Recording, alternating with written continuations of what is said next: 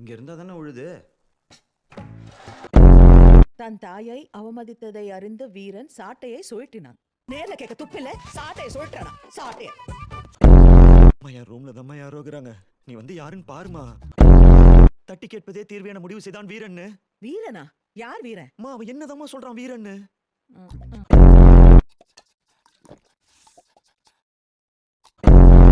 எந்த மருத்துவத்தாலும் குணப்படுத்தவே முடியாதென்று. இது குணப்படுத்த முடியாதா?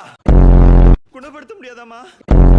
அட்டி கொடுத்ததுல ஒரு இம்மி அளவு குறை இருந்தாலும் என்ன செருப்ப கொண்டு ஆடி.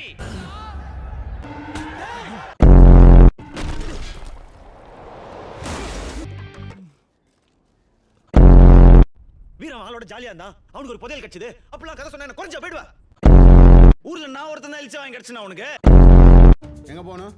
எங்க வேணா கொடுங்க சார், போறேன். எனக்கு நான் தான் முக்கியம்.